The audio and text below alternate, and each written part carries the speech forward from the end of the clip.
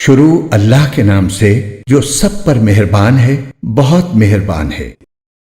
اے پیغمبر، لوگ تم سے مال غنیمت کے بارے میں پوچھتے ہیں، کہہ دو کہ مال غنیمت کے بارے میں فیصلے کا اختیار اللہ اور رسول کو حاصل ہے، لہٰذا تم اللہ سے ڈرو اور آپس کے تعلقات درست کر لو اور اللہ اور اس کے رسول کی اطاعت کرو اگر تم واقعی مومن ہو۔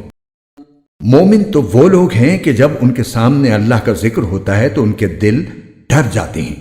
اور جب ان کے سامنے اس کی آیتیں پڑھی جاتی ہیں تو وہ آیتیں ان کے ایمان کو اور ترقی دیتی ہیں، اور وہ اپنے پروردگار پر بھروسہ کرتے ہیں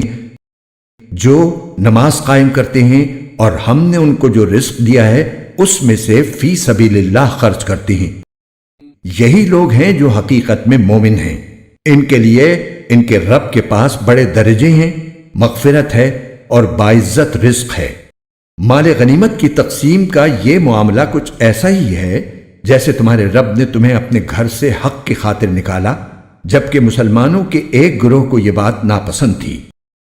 وہ تم سے حق کے معاملے میں اس کے واضح ہو جانے کے باوجود اس طرح بحث کر رہے تھے جیسے ان کو موت کی طرف ہکا کر لے جایا جا رہا ہو اور وہ اسے آنکھوں سے دیکھ رہے ہوں۔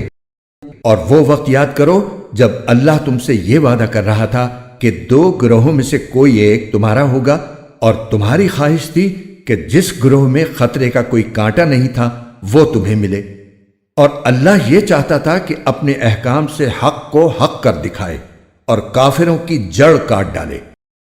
تاکہ حق کا حق ہونا اور باطل کا باطل ہونا ثابت کر دے، چاہے مجرم لوگوں کو یہ بات کتنی ناگوار ہو۔ یاد کرو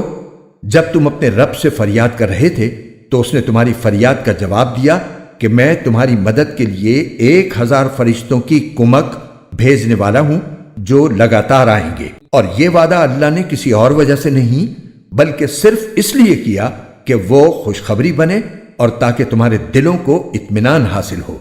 ورنہ مدد کسی اور کے پاس سے نہیں صرف اللہ کے پاس سے آتی ہے۔ یقیناً اللہ اقتدار کا بھی مالک ہے، حکمت کا بھی مالک۔ مفسر مفتی محمد تقی عثمانی۔ سورہ الانفال، آیت نمبر 1۔ تفسیر۔ جنگ بدر کے موقع پر جب دشمن کو شکست ہو گئی تو صحابہ کرام 3 حصوں میں تقسیم ہو گئے تھے، ایک حصہ حضرت کی حفاظت کے لیے آپ کے ساتھ رہا، دوسرا حصہ دشمن کے تعاقب میں روانہ ہو گیا، اور تیسرا حصہ دشمن کے چھوڑے ہوئے مال غنیمت کو جمع کرنے میں مشغول ہو گیا۔ چونکہ پہلی جنگ تھی اور مال غنیمت کے بارے میں مفصل ہدایات نہیں آئی تھیں، اس لیے اس تیسرے حصے نے یہ سمجھا کہ جو مال انہوں نے اکٹھا کیا ہے وہ انہی کا ہے، اور شاید زمانہ جاہلیت میں معمول ایسا ہی رہا ہوگا، لیکن جنگ ختم ہونے کے بعد پہلے 2 گروہوں کو یہ خیال ہوا کہ وہ بھی جنگ میں برابر کے شریک تھے، بلکہ مال غنیمت اکٹھا ہونے کے وقت زیادہ اہم خدمات انجام دے رہے تھے، اس لیے ان کو بھی اس مال میں حصہ دار ہونا چاہیے۔ یہ ایک فطری تقاضا تھا جس کی بنا پر ان حضرات کے درمیان بحث کی بھی نوبت آئی۔ جب معاملہ حضرت کے پاس پہنچا تو یہ آیات نازل ہوئیں جن میں بتا دیا گیا کہ مال غنیمت کے بارے میں فیصلے کا مکمل اختیار اللہ اور اس کے رسول کو ہے، چنانچہ بعد میں اسی صورت کی آیت نمبر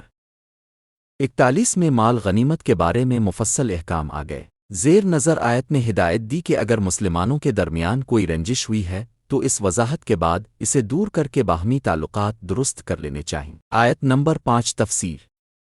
جن لوگوں نے مال غنیمت جمع کیا تھا ان کی خواہش یہ تھی کہ یہ مال انہی کے پاس رہے، لیکن فیصلہ اس کے برعکس ہوا۔ اب ان کو تسلی دی جا رہی ہے کہ انسان کی ہر خواہش انجام کے اعتبار سے درست نہیں ہوتی، اسے بعد میں پتہ چلتا ہے کہ جو واقعہ اس کی خواہش کے خلاف ہوا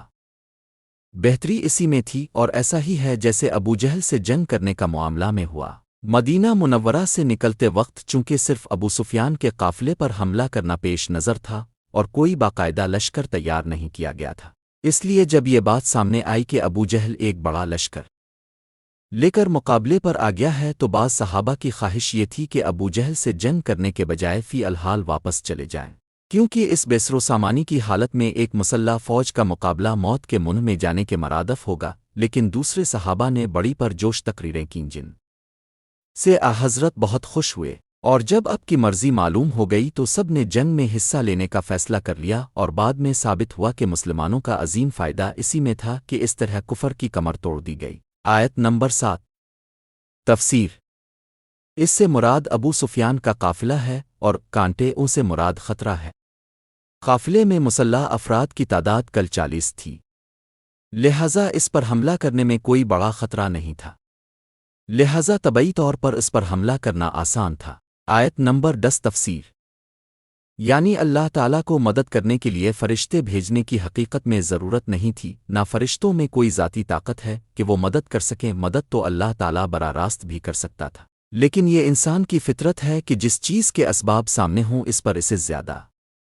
اطمینان اور خوشی حاصل ہوتی ہے، اس لیے یہ وعدہ کیا گیا تھا۔ اس آیت نے یہ سبق دیا ہے کہ کسی کام کے جو اسباب بھی اختیار کیے جائیں، ایک مومن کو یہ بات ہر آن سامنے رکھنی چاہیے کہ یہ اسباب اللہ تعالیٰ ہی کے پیدا کیے ہوئے ہیں اور ان میں تاثیر اسی کے حکم سے پیدا ہوتی ہے، لہذا بھروسہ اسباب پر نہیں بلکہ اسی کے فضل و کرم پر کرنا چاہیے۔ قرآن کے خوبصورت اور ایمان افروز اردو اور ہندی ترجمہ و تفسیر کے ویڈیوز کو دیکھنے کے لیے ہمارے چینل بیوٹیفل قرآن AB کو لائک، سبسکرائب اور شیئر کیجیے۔ شکریہ۔